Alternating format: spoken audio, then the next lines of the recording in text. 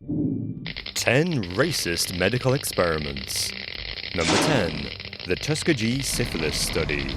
As if having an STD weren't bad enough already, between 1932 and 1972 the US government denied 400 African American men treatment for the deadly disease syphilis as part of a racist medical experiment. Known as the Tuskegee Syphilis Study, it is notorious for being one of the most prolonged and knowingly unethical medical experiments in America's recent history. The study involved observing poor and uneducated African American men who had been diagnosed with syphilis in order to see whether the disease affected black men differently from white men. For the duration of the 40-year study, the participants weren't told the true nature of their disease and were offered placebos as treatments, even though by 1947 penicillin had become a standard cure for the disease. The study only came to an end when journalists exposed the experiment. But by this point, only 74 of the original participants were still alive, with more than 100 having already died of the disease. Number 9. The Guatemala STI Study. It seems that syphilis is a bit of a running theme when it comes to racist medical experiments, as in 2010 it came to light that the US government also conducted horrific STD studies in Guatemala during the 1940s. The 2-year study, which involved more than 1,500 unwitting participants, aimed to test whether taking penicillin right after sex would prevent the STI. In order to do this, researchers employed syphilis-infected prostitutes and got them to sleep with soldiers, prisoners, and mentally ill patients in an attempt to spread sexually transmitted diseases. If the prostitute didn't have an STI, the doctors would put infectious material on her cervix before the sex took place. However, as this method had a low infection rate, researchers started using increasingly aggressive methods to infect their subjects, directly pouring syphilis bacteria onto their penises, arms, and faces. Meanwhile, other test subjects were forced to drink syphilitic tissue mixed with distilled water. Due to the difficulty in transferring the disease, the study eventually came to an end. The results were never published. Number 8. The Father of Gynecology. He was once blindly hailed as the Father of Gynecology, but the 19th century medical experiments of J. Marion Sims are now considered to have been horrifically racist. Sims gained fame and fortune after experimenting on enslaved African American women to work out how to repair vesicovaginal fistula. These awful injuries were caused by complications during childbirth, which left tears in women's bladders and caused urine to continually drip from their vaginas.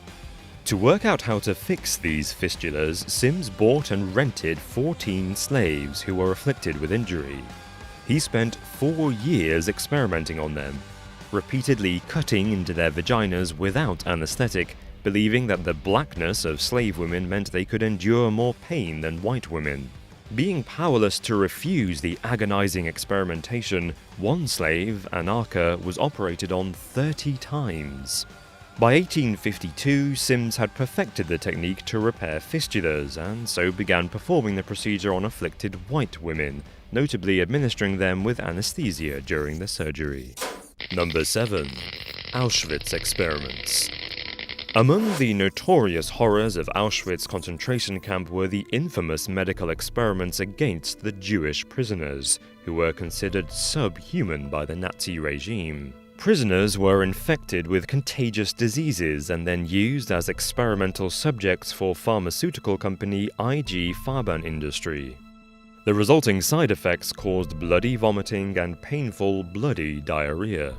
In addition to forced drug testing, Jewish prisoners found themselves at the mercy of being test subjects for wannabe surgeons.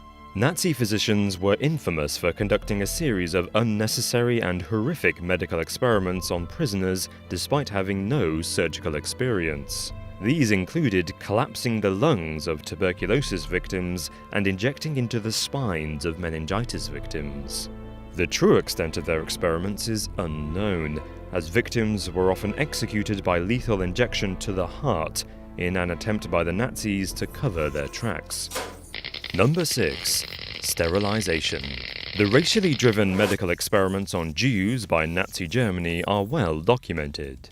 But Nazi Germany's desire for an Aryan society actually reached as far as their African colony, German Southwest Africa, now known as Namibia.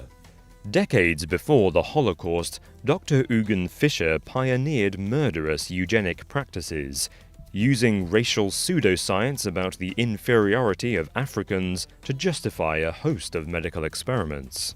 In order to protect the perceived superiority of the Aryan bloodline, Fischer turned his attention to the mixed-race offspring of Africans and Germans. He conducted forced sterilization experiments on mixed-race women in Namibia to prevent further unwanted mixed ancestry of future Germans. After joining the Nazi Party, Fischer's ideology was adopted by the German state. More than 300 mixed-raced children were sterilized in local hospitals, and the practice of sterilization even extended to Jewish women in concentration camps.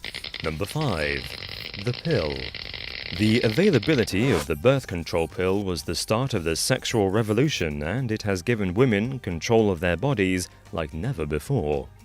But sadly, this came at the exploitation of Puerto Rican women of color. In 1955, the inventors of the oral contraceptive weren't able to bring the drug to market until they had conducted large-scale human trials to prove that the pill was safe.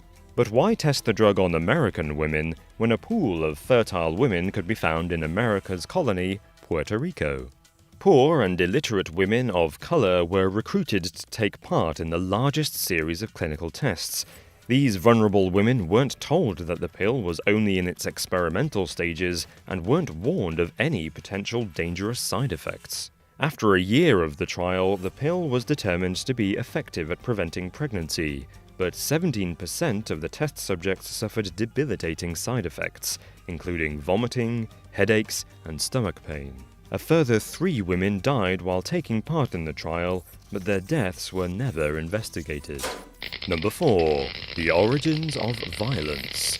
Scientists from Columbia University aimed to answer the age-old question of nature or nurture in 1993, when they experimented on 34 Black and Hispanic children in an attempt to discover the genetic origins of violence. The children, all aged between 6 and 10 years old, were recruited for the experiment through court records, as they were the younger brothers of criminally charged delinquents and came from disruptive homes. The experiment involved injecting the boys with the now banned chemical fenfluramine in order to assess their brain chemicals and determine whether they corresponded with violent tendencies. The investigation has been heavily criticized for the biased racial makeup of the experiment's participants, for putting children at substantial risk, and because the experiments ultimately had no medical benefit. Number 3.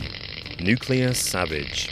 Everyone knows that nuclear bombs are bad, to say the least, but the US government decided to investigate just how bad, and they actually exploded a hydrogen bomb over the Marshall Islands.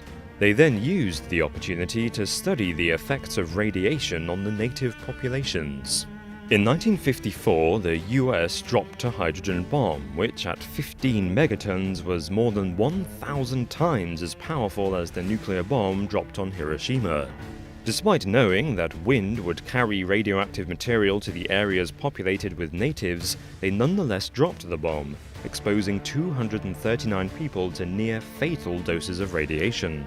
Shockingly, instead of helping the exposed population, the US government used the Marshallese people purely as human guinea pigs, secretly observing the human consequences of high radiation exposure in an experiment known as Project 4.1.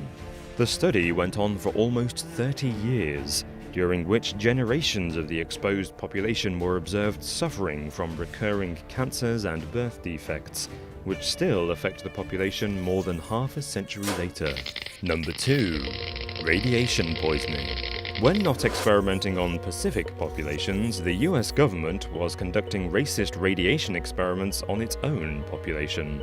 During the middle of the Cold War, the possibility of all-out nuclear warfare was just the press of a doomsday button away, so the US government wanted to discover how much radiation a soldier could endure before becoming disabled. The research, which was funded by the Pentagon, experimented on poor, black cancer patients, exposing them to the highest levels of total body radiation. Although it had long been known by scientists that overall body radiation didn't treat malignant tumors, the victims of the experiment believed they were being treated for cancer. While it is unknown exactly how many of the victims died of radiation poisoning rather than cancer, a 1972 review of the study stated that as many as a quarter of the patients died from the radiation. Number 1. Acres of skin.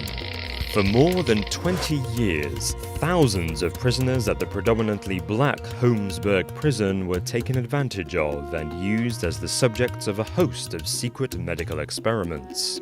These were funded by pharmaceutical companies, the Army, and the CIA.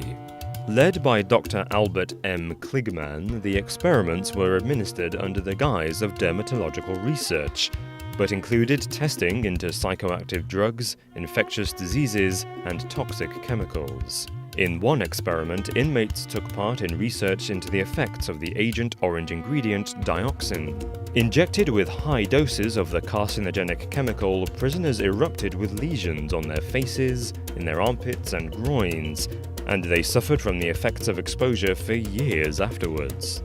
Despite prisoner experiments being in violation of the Nuremberg Code, Kligman considered prisoners to be perfect test subjects, as they were a controlled population, and their food and pill consumptions were easily monitored. The experiments only came to an end in 1974 due to a wave of national publicity causing public outcry. If you found this video interesting, then why don't you head over to 10 most racist celebrities, but I do warn you, some of them will probably shock you. It's playing on screen now, and there's a link in the description, so go and check it out. And as always guys, thank you so much for watching, and we'll see you next time. Peace.